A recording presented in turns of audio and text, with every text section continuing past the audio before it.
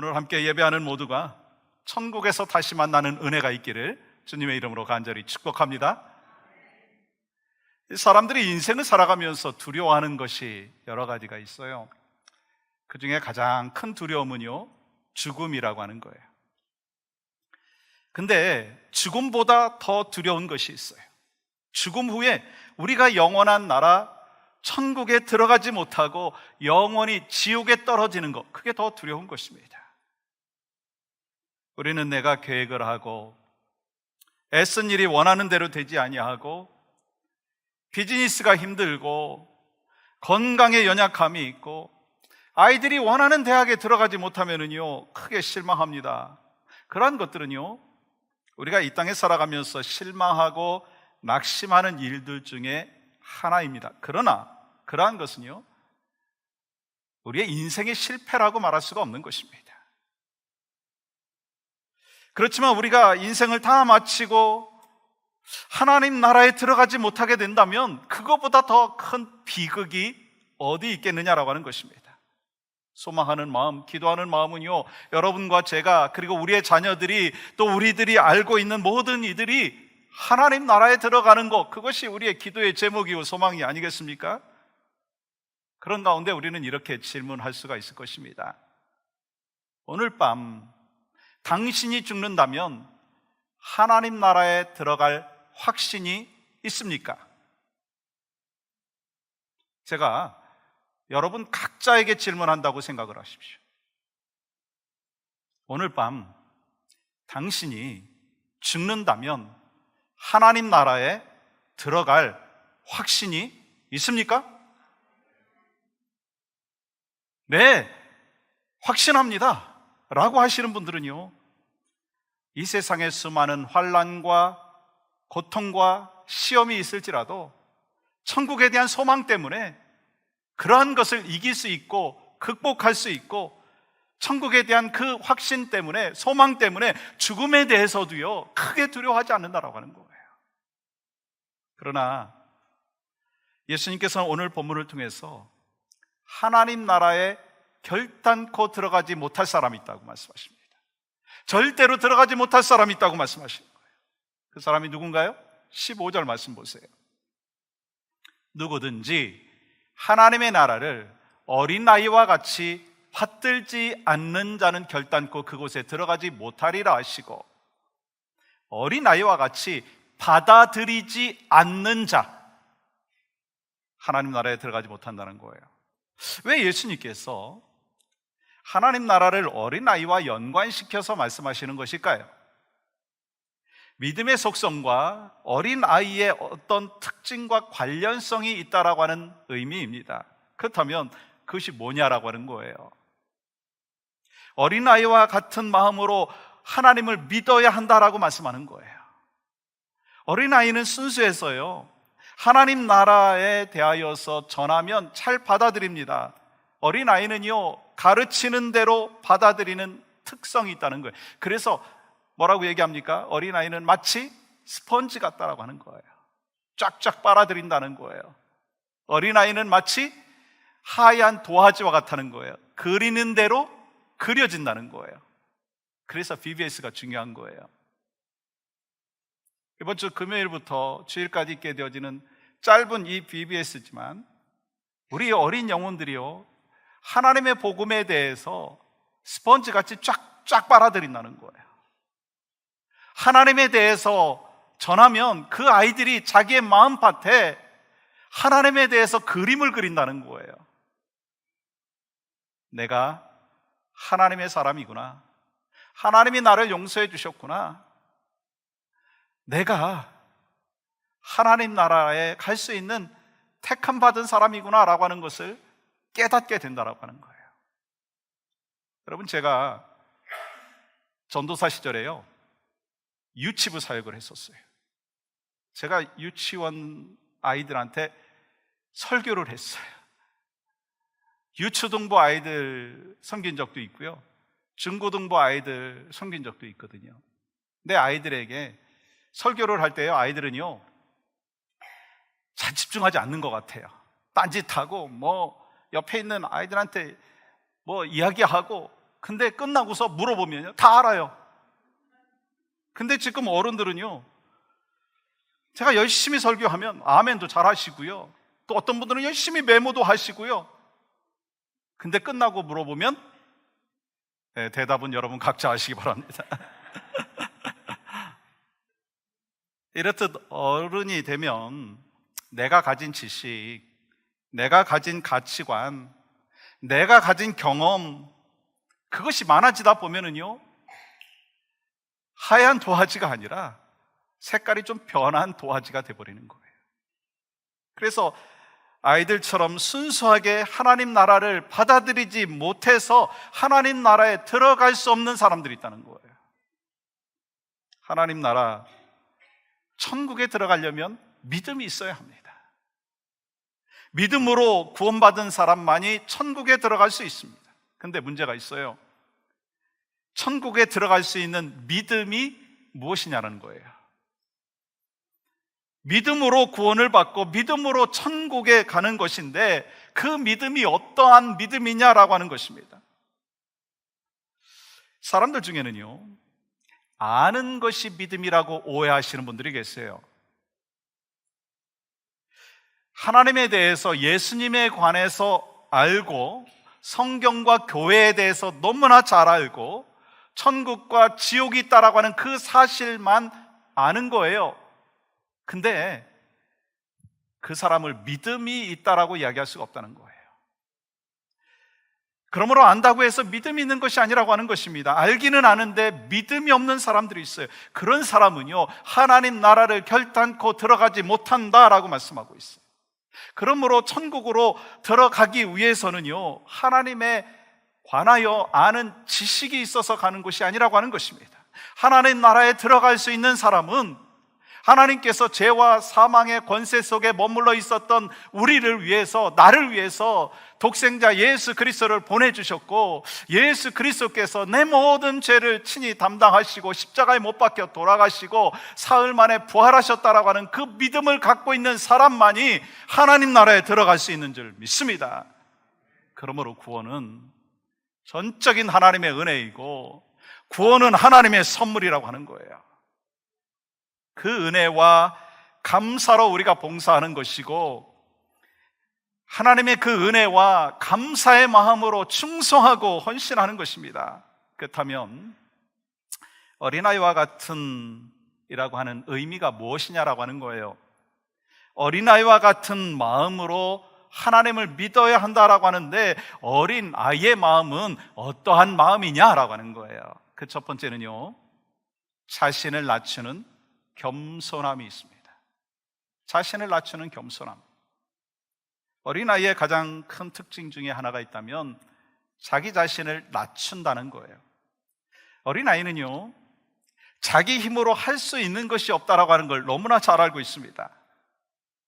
그러므로 진정한 겸손은 무엇인가라고 하는 것을 우리가 알게 되는데, 자기의 수준을 알고 자기의 연약함을 알고 자기가 할 수 없다라고 하는 것을 안다라고 하는 거예요. 그래서 자신을 낮추는 것이 겸손이죠. 그러면 하나님 앞에서의 겸손이 뭘까요? 자신을 낮추는 거예요. 자신의 죄인됨을 인정하는 거예요. 그러면서 나는 아무것도 할 수 없습니다 라고 하는 것을 인정하고 주님의 말씀을 받아들이는 것입니다. 그런 면에서 보면요, 믿음 자체가 바로 겸손이라는 거예요. 겸손하지 않으면 예수님을 받아들일 수 없습니다. 그러므로 어린아이와 같이 자신을 낮춘다라고 하는 것은요, 하나님 앞에서 자신의 연약함을 알고 자기가 할 수 없다라고 하는 것을 아는 거예요. 그러면 그러한 겸손과 반대가 뭘까요? 자신의 죄인됨을 인정하지 않는 것입니다. 그래서 가장 큰 하나님 앞에서의 교만이 있다면 하나님 믿지 않는 거예요. 예수님께서 이 땅에 사역하실 때 참 많은 사람들을 만나셨죠? 근데요, 예수님을 힘들게 하고 괴롭혔던 사람들은요, 무지하고 능력이 없는 사람들이 아니었습니다. 오히려 스스로 많이 안다고 생각을 하고 능력이 있다고 생각했던 사람들이었다는 거예요. 자신의 부족함과 연약함을 아는 사람들은요, 낮은 마음으로 예수님의 말씀을 억셉트했어요. 받아들였어요. 겸손하게 말씀을 받아들이면서 그 말씀대로 살려고 몸부림쳤다는 거예요. 반면에 바리새인들과 서기관들과 종교 지도자들은요, 자신이 똑똑하고 능력 있다고 생각하면서 예수님의 말씀과 예수님 자체를 받아들이지 못했습니다. 그러면서 어떤 일이 벌어졌어요? 천국의 복음까지도 받아들이지 못했다라고 하는 거예요. 결국 하나님의 다스리심을 받지 못하였을 뿐만 아니라 천국의 기쁨을 누리지 못하게 되었다라고 하는 것입니다. 그러므로 우리가 천국 백성으로서 가장 조심해야 되는 것이 있다면, 경계해야 되는 것이 있다면 자기 자신을 높이는 교만이라는 거예요. 신명기 8장에 말씀해 보시면 하나님께서 왜 이스라엘 백성들을 이 가나안 땅에 들어가게 하시는 과정 속에서 광야에서 40년 동안 머물게 하시는지에 대한 이유를 설명하고 계시죠. 2절과 3절은 이렇게 기록하고 있습니다. 같이 한번 읽어볼까요? 시작. 네, 하나님 여호와께서 이 40년 동안에 내게 광야길을 걷게 하신 것을 기억하라. 이는 너를 낮추시며 너를 시험하사 내 마음이 어떠한지 그 명령을 지키는지 지키지 않는지 알려 하심이라. 너를 낮추시며 너를 줄이게 하시며 또 너도 알지 못하며 내 조상들도 알지 못하던 만나를 내게 먹이신 것은 사람이 떡으로만 사는 것이 아니요 여호와의 입에서 나오는 모든 말씀으로 사는 줄을 내가 알게 하려 하심이니라. 하나님께서 이스라엘 백성들을 광야 생활 가운데 머물게 하신 이유는 그들을 낮추시게 하기 위함이다라고 말씀하는 거예요. 하나님께서 택하신 백성들은요, 하나님께서 기대하는 것이 있거든요. 근데 그 기대함이 뭐냐면 교만하지 않는 거예요. 광야 가운데서 하나님의 도우심이 없이는 내가 살 수가 없습니다 라고 하는 것을 깨닫고 철저하게 자기 자신의 연약함을 알게 하기 위해서 광야 생활을 허락하여 주셨다라고 하는 것입니다. 그들을 낮추셔서 자신의 뜻이 아니라 하나님의 말씀대로 살게끔 훈련시켜 주시기 위해서, 그리고 훈련시켜 주신 후에 약속의 땅, 축복의 땅, 가나안 땅으로 인도하신다는 거예요. 그래서 여러분과 저에게도 광야의 훈련이 있습니다. 그 과정 가운데 하나님이 우리를 향하여 기대하시고 이루시는 것이 무엇이라고요? 나를 낮추시는 거예요. 주님, 난 할 수 없습니다. 주님만이 나의 힘이시고 주님만이 나의 능력이십니다. 주님만이 나를 고쳐주십니다. 주님만이 이 문제를 해결해 주십니다. 우리는 광야 걷기 싫어요. 저도 광야 걷고 계신 분들 보면 좀 하나님이 다이렉트로 조금 이렇게 가나안 땅으로 인도하시고 축복의 땅으로 인도하시는, 문제가 해결되는 역사가 있기를 원하는 그런 마음이 있습니다. 근데요, 때로 저의 뜻과 하나님의 뜻이 다르다라고 하는 것을 깨닫게 되더라고요. 소망하는 마음이 있습니다. 이 광야를 통해서 하나님께서 나를 향하여 기대하시는 것이 무엇인지를 분별할 줄 아는 것이 바로 여러분과 저에게 맡겨주신, 말씀을 통해서 가르쳐 주시는 귀한 은혜라고 하는 것입니다. 그렇습니다. 우리는 어떠한 삶의 여정 가운데 주님이 우리를 향하여 기대하시는 것이 있어요. 근데 이스라엘 백성들을 향하여서 광야 생활을 허락해 주신 것은요, 낮추시게 하기 위함이다라고 하는 거예요. 근데요, 사탄은 달라요. 사탄은요, 우리를 낮아지게 하는 것이 아니라 높아지라고 자꾸 이야기합니다. 겸손하게 살라고 하는 것이 아니라 교만하게 살라고 유혹한다는 거예요. 그래서 우리 마음을 세상의 높은 곳에 두게 하고 교만하게 함으로 인하여 하나님의 은혜를 잊게 만든다는 거예요.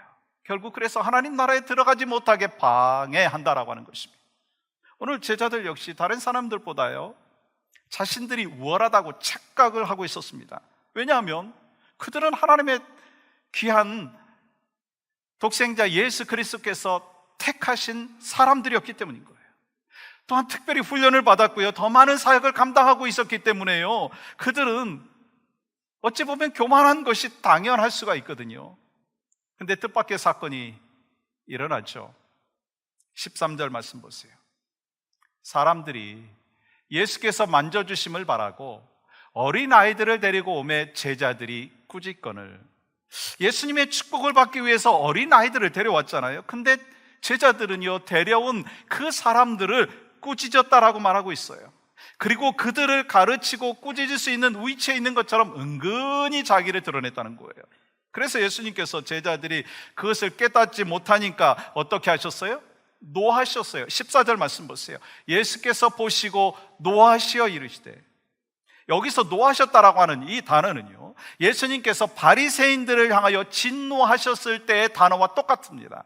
무슨 말이냐면, 자신이 더 많이 훈련받고 더 많이 배웠고 신앙의 연수가 많기 때문에 다른 사람을 꾸짖을 수 있고 가르칠 수 있다라고 하는 그 바리새인과 같은 그 마음, 그 교만, 그것을 꾸짖으셨다라고 하는 것입니다. 그것 때문에 노하셨다라고 하는 것입니다. 여러분, 교회에서 제일 교만해지기 쉬운 사람이 누굴까요? 자꾸 저만 바라보지 마시고요. 오랫동안 신앙생활하고 직분받고 수많은 훈련을 받은 사람이요, 교만한 마음을 갖기 쉬워요. 그것이 바로 저고요. 그 대상이 바로 여러분 가운데도 있을 것이다라고 하는 생각을 합니다. 근데 하나님의 은혜를 받고 제대로 훈련을 받았다면요, 교만하지 않아요.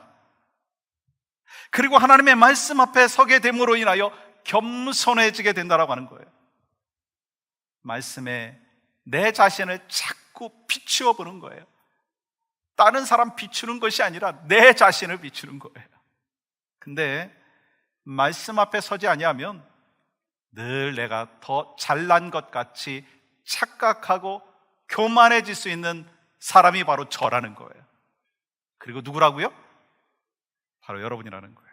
오늘 본문의 제자들이 그랬어요. 사역과 봉사 참 많이 했죠. 더 많은 진리를 깨달았죠. 더 많은 것을 알기 시작하면서 자기들이 더 지혜롭다고 생각하기 시작했다라고 하는 거예요. 바로 거기에 위험성이 있다라고 하는 사실을 아십니까? 여러분, 우리 예수님께서 뭐라고 말씀하셨어요? 그러한 제자들을 향하여 착각하고 있는 그 제자들을 향하여 벗어나게 하기 위해서 14절에서 이렇게 말씀하고 있는 것입니다. 예수께서 보시고 노하시어 이르시되 어린아이들이 내게 오는 것을 용납하고 금하지 말라. 하나님의 나라가 이런 자의 것이니라. 예수님께서는요, 자신들이 더 낫다라고 착각에 빠진 제자들에게 노하시면서 이렇게 말씀하십니다. 하나님 나라는 이러한 어린아이와 같은 사람들의 것이다. 그 순간 제자들이 어떤 생각을 하게 되었었겠어요? 하나님 나라가 어린아이의 것이라고 하는 말씀을 듣는 순간 이 제자들의 머릿속에 생각되는 말씀이 있었을 것입니다. 왜요? 조금 전에 어린아이에 대해서 예수님께서 말씀하셨거든요. 그 말씀이 마가복음 9장 36절, 37절에 이렇게 기록하고 있습니다. 누구든지 내 이름으로 이런 어린아이 하나를 영접하면 곧 나를 영접한 것이다. 어린아이를 영접하는 것이 나를 영접하는 것이다 라고 하는 그 말씀을 깨달았다면 어린아이를 데려고 오는 그 제자들은 꾸짖지 말았어야 된다라고 하는 것입니다. 여러분이 다른 사람을 판단하고 정죄하고 비판하고 무시하고 그러면서 마음속에 평강과 기쁨이 막 사라지기 시작을 한다면 지금까지 받았던 모든 은혜가 사라지는 경험을 하게 된다라고 하는 것입니다. 내 자신을 하나님의 말씀에 비추어서 내 자신에 대하여 연약함을 인정하고 나의 허물을 주님 앞에 회개하며 나아갈 때는요, 은혜가 갑절이 나타나지만 누군가를 정죄하고 비판하고 무시하다가 보면은요, 지금까지 받았던 은혜까지도 다 사라진다라고 하는 거예요. 그렇기 때문에요, 우리에게 필요한 것은요, 하나님의 말씀을 묵상하고 깨닫고 그러면서 겸손함으로 하나님의 은혜의 강가로 날마다 나아가야 된다는 거예요. 그래서 날마다 회복시켜 주심에 하나님의 은혜를 경험해야 된다라고 하는 것입니다. 무슨 말씀인가요? 하나님의 말씀 앞에 서지 않는 사람은 남을 정죄하기가 쉬워요. 무시하기가 쉬워요. 판단하기가 쉬워요. 꾸짖고 가르치고 왜 저 사람은 저런지 모르겠어요, 왜 저렇게 나를 힘들게 하는지 모르겠어요 하면서 계속해서 남의 탓을 하고 환경을 탓한다라고 하는 거예요. 사랑하는 여러분, 우리가 어떻게 겸손할 수 있을까요? 어떻게 우리가 은혜 가운데로 나아갈 수 있을까요? 내 자신이 하나님의 말씀에 강가로 나아가야 한다는 거예요. 매일매일 주시는 은혜를 사모하면서 말씀 앞에 서고 말씀을 깨닫게 하여 주시옵소서 기도하면서, 주님, 저는 아침마다 큐티를 하고 그러면서 오후가 되면 다 잊어버리는 존재이지만, 그러나 오늘 은혜를 이 아침에 허락하여 주시옵소서. 그리하면서 말씀 앞에 나아갈 때 우리는 그 말씀 앞에서 겸손해질 수 있다고 하는 거예요. 소망하는 것은요, 날마다 말씀 앞에 서심으로 인하여 겸손함이 바로 여러분과 저에게 넘치기를 간절히 소망합니다. 그것이 바로 어린아이와 같은 마음으로 바뀌어지는 거예요. 두 번째는 어린아이와 같은 마음, 그러한 믿음은요, 주님을 전적으로 의지한다는 거예요. 여러분, 어린아이의 특징은요, 의존성이라는 거예요. 어린아이는 독립적이지 않습니다. 항상 무엇인가를 의지합니다. 어리면 어릴수록 전적으로 부모를 의지하고 부모를 신뢰한다라고 하는 거예요. 그래서 어린아이는요, 무슨 일만 생기면 가장 먼저 찾는 대상이 있어요. 엄마, 아빠. 아무리 좋은 장난감이 있어도요, 엄마가 없으면 울면서 막 칭얼대는 것이 어린아이의 특성이에요. 아무리 모든 것을 다 가졌다 한다 할지라도 부모가 없으면은요, 행복하지 않아요. 불안해요. 마찬가지 아니에요? 어린아이가 부모를 전적으로 의지함으로 인하여 평안을 얻고 행복을 얻듯이, 하나님의 자녀된 여러분과 저는요, 주님을 전적으로 의지할 때 참된 평안과 기쁨이 넘치게 되는 줄 믿습니다. 그래서 하나님을 전적으로 의지한다라고 하는 것은요, 그 사람이요, 건강하다라고 하는 증거예요. 그래서 모든 크리스찬은요, 자기 인생을 예수님께 전적으로 맡기고 의지하는 거예요. 예수님께서 그래서 이렇게 말씀하셨죠. 마태복음 16장 24절 보십시오. 누구든지 나를 따라오려거든 자기를 부인하고 자기 십자가를 지고 나를 따를 것이니라. 어린아이는 무엇을 먹을까, 무엇을 입을까 그렇게 염려하지 않아요. 자기 인생을 자신이 책임지려고도 하지 않습니다. 어린아이들은 엄마 아빠가 없으면 죽을 것이라고 생각해서 부모 곁에 늘 붙어 있어요. 그들은 오직 부모만 의지한다라고 하는 거예요. 그것이 어린아이들의 삶의 방식이에요. 마찬가지로 우리도 하나님의 자녀이기 때문에 어린아이처럼 자신의 능력 없음을 깨닫고 오직 예수님만이 나의 힘이십니다, 예수님만이 나의 주인이십니다, 주님을 의지하며 나아가는 그 삶, 그것이 바로 하나님의 자녀된 삶의 방식이다라고 하는 거예요. 근데 문제는요, 처음 신앙생활할 때는요, 오직 주님만 의지하려고 하는 의존성이 강합니다. 그래서 하나님의 말씀대로 또 교회에서 무엇이든지 부탁하면 막 순종합니다. 그런데요, 서서히 신앙생활에 연륜이 쌓이면서 자기가 드러납니다. 그만큼 신앙의 순수성이 사라지기 시작한다라고 하는 것입니다. 바로 그 과정 속에서 병이 들기 시작한다라고 하는 거예요. 그렇기 때문에 주님은 말씀을 통해서 어린아이가 부모를 의지하듯이 하나님의 말씀을 의지하고 순종해야 된다라고 오늘 말씀을 통해서 우리에게 다시 강조하고 계시다라고 하는 거예요. 오늘 본문의 내용을 보면 제자들은요, 어린아이를 데려온 사람을 꾸짖고 예수님께서는 제자들을 향하여 훨씬 더 분노하시면서 꾸짖은 것을 볼 수 있습니다. 여러분, 제자들의 입장에서 보면 되게 억울했을 거예요. 아니, 예수님을 위해서 그렇게 했는데 왜 예수님께서 꾸짖으시는가, 그렇게 생각을 했을 것입니다. 예를 들어서 이런 거예요. 예배 시간에 누군가 아이를 데리고 왔어요. 아이를 데리고 왔는데 안내하시는 분이 예배 방해가 되니까요, 아이 데려오지 마십시오. 입구에서 막는 거예요. 그런데 제가 안내하신 분에게 왜 어린아이를 데려오는 것을 막으십니까? 하나님 나라가 어린아이와 같은 것인데 하면서 막 여러분에게 소리를 쳤다고 생각을 해보십시오. 그러면 그분은 예배에 방해가 되지 않게 하기 위해서다라고 생각을 해서 저를 배려했다고 생각을 했는데 제가 막 화를 내는 거예요. 그러면 여러분이 어떤 마음이 드시겠어요? 속상하시겠죠? 억울하겠죠? 다음 주에는 우리 주변에서 안 보이실 수도 있습니다. 예수님께서는요, 예수님을 위해서 지혜를 발휘한 제자들을 꾸짖으시고 어린아이를 안고 축복하면서 안수기도 하셨어요. 그러니까 제자들의 입장에서 보면 얼마나 억울할까요? 도대체 어린아이의 무엇이 더 낫기 때문에 이렇게 하시는 것일까? 여러분 15절 보세요. 내가 진실로 너에게 이르노니 누구든지 하나님의 나라를 어린아이와 같이 받들지 않는 자는 결코 그곳에 들어가지 못하리라 하시고, 무슨 말이에요?